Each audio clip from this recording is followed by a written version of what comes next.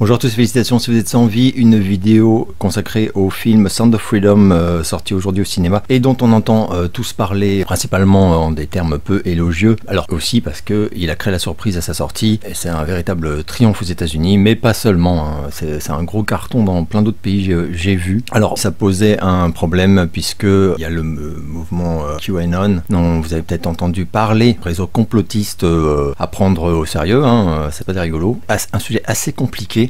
Moi j'ai décidé de faire une vidéo axée sur le film en lui-même, donc je préviens tout de suite, hein, je pars du principe que vous êtes assez grand pour choisir en fait. Est-ce que vous voulez visionner une œuvre qui est liée à des gens qui posent problème, ou est-ce que vous êtes dans la section je boycott d'entrée de jeu, je ne veux pas donner d'argent.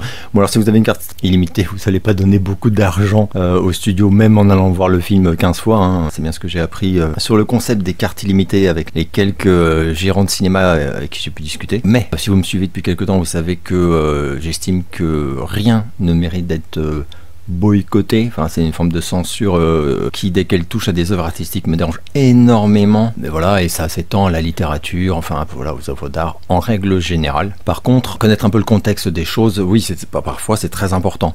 Ici c'est important, je pense, mais bon voilà, on parle absolument partout. Je pense que si vous êtes curieux en fait, vous avez obtenu sans grand peine des informations. Moi je vais plutôt m'axer sur le film. Donc le film relate, enfin s'inspire plus ou moins librement selon ce que certains prétendent, de l'histoire vraie d'un ancien agent fédéral américain qui s'appelle donc Tim Ballard, qui lors d'une opération a été amené à sauver un jeune garçon de trafiquant d'enfants et qui apprend que sa sœur est retenue prisonnière, enfin retenue prisonnière a été vendue, et alors qu'on lui demande de s'arrêter là parce que sa mission est terminée, va outrepasser voilà, ses capacités d'agent fédéral et décider d'aller la sauver, et par la suite, enfin bon, on va apprendre que voilà, c'est devenu une part importante de sa vie. Alors c'est une personne qui a beaucoup de casseroles actuellement, c'est même un personnage assez controversé évidemment, également pour ses méthodes, hein, d'ailleurs employées pour libérer les enfants qui sont un peu des méthodes parfois peu subtiles et qui mettraient potentiellement également en danger non seulement son équipe à lui mais également d'autres enfants, enfin non voilà, bref c'est très compliqué. Après la démarche de vouloir lutter contre le trafic d'enfants, je vois mal qui peut s'y opposer ou ne pas saluer au moins la volonté, enfin c'est quand même quelqu'un qui a pris des risques énormes et pour qui c'est important. Par ailleurs, c'est quelqu'un qui pose problème pour plein de convictions, et c'est là où on bascule dans des débats qui à la fois sont liés au film et à la fois de mon point de vue s'en éloignent. Est-il possible, moi c'est ça qui m'intéresse en fait, est-il possible de visionner ce film sans être un complotiste acharné? Bah ouais, en fait. Est-ce que ce film est mauvais, ou surtout est-il aussi mauvais qu'on le dit? Parce que moi j'ai quand même lu dans des médias peu enclins à l'exagération, que ce soit Libé ou Télérama, que Sound of Freedom était un navet nauséabond, enfin ça tape fort. Alors des navets j'en ai vu, je pense qu'on s'en prend pas mal chaque semaine au cinéma d'ailleurs. Non, ce n'est pas un navet. Ou alors si ça c'est un navet, il faut inventer un nouveau mot pour les vrais navets. Je vais expliquer pourquoi. Donc de mon point de vue, le film est bon, il n'est pas exemple de défaut, il y a des choses qui m'ont un peu dérangé, etc. Mais les choses qui m'ont dérangé sont risibles, enfin c'est vraiment pour chipoter quoi. Globalement j'étais plutôt impressionné, j'ai trouvé que pour un budget de 14 millions de dollars, la réal est ouf quoi. Je sais qu'il y en a qui n'ont pas aimé, machin, moi j'ai adoré la réal, j'ai trouvé qu'il y a de vraies idées, c'est un film qui est beau visuellement, pas uniquement beau mais inspiré et qui est malin, c'est-à-dire que par rapport au sujet traité qui est comme très délicat, il évite pas mal de pièges. Je précise également deux choses qui à mon sens sont importantes et où je sais qu'autour de moi on m'a demandé ouais mais Alex est-ce que c'est ci c'est ça, je précise deux choses. Non, c'est pas du tout tire larmichette pour faire pleurer à tout prix, voilà, donc on n'a pas de scène caricaturale comme parfois les Américains savent faire, où vraiment on sort les violons et tu es obligé de verser ta larme sinon tu es un monstre. Il n'y a pas de ça, c'est très sobre et j'ai beaucoup aimé ça, et paradoxalement du coup ça renforce l'horreur de ce que l'on voit, donc on est bouleversé par certaines scènes éventuellement parce que justement elles sont très sobres alors que ce qu'on nous décrit c'est au-delà d'ignoble, hein, sincèrement. L'autre point assez important, c'est que, mais je pense que ça se voit dès le fait que le film n'est pas interdit aux moins de 16 ans ou je ne sais quoi, c'est qu'il n'y a pas visuellement, graphiquement de choses choquantes. Vous n'allez pas avoir des scènes dégueulasses de gens qui abusent d'enfants, etc. Et là aussi il y a des plans qui sont tellement bien faits qu'on est en réalité presque plus bouleversé. Voilà, on n'a pas la nausée physiquement, mais moralement c'est très dur.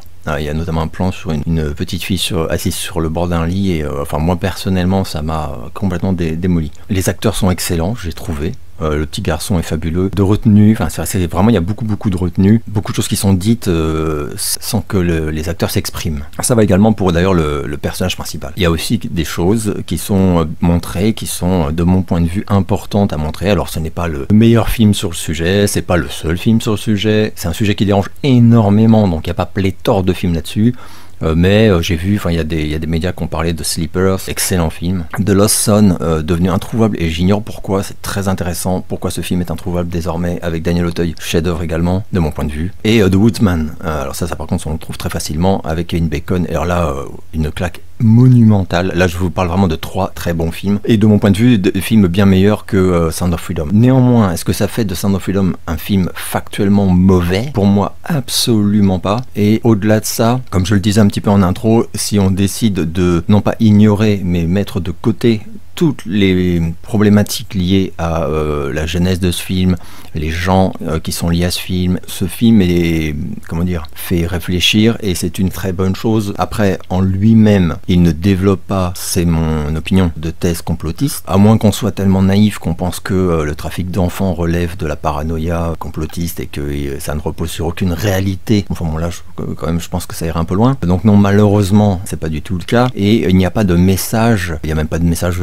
religieux particulier, enfin il n'y a pas de choses qui posent problème dans le film en lui-même, y compris dans sa conclusion, où évidemment on fait les éloges sans réserve de Tim Ballard, mais bon ça se comprend, et après on est assez intelligent pour avoir un peu de recul. Ça dure 2h10, il n'y a pas de temps mort, j'ai trouvé, et globalement, personnellement, je l'ai beaucoup apprécié, factuellement, et je trouve que c'est un sujet tellement grave, c'est bien qu'il y ait eu un film de plus fait sur ce sujet, et ce film n'est pas nul, pour moi. Après, je conclurai quand même, voilà, en disant que je ne prends pas non plus à la légère, enfin, pour peu qu'on se tienne un peu au courant de ce qui se passe aux États-Unis, le mouvement QAnon, c'est quand même, voilà, c'est très préoccupant. Les mouvances complotistes sont de plus en plus populaires, c'est assez inquiétant. C'est comme un film très difficile. Je sais qu'il y en a qui disent que c'est divertissant, j'irai pas jusque là. Je me suis pas senti diverti, quoi. J'ai vraiment la boule au ventre quand même pendant tout le film, parce que, une fois de plus, même si ça va vite, il y a parfois un peu d'action, surtout vers la fin, où on est un peu en mode film d'action, quoi, vraiment la mission de sauvetage, quoi, un classique. Donc là, ça,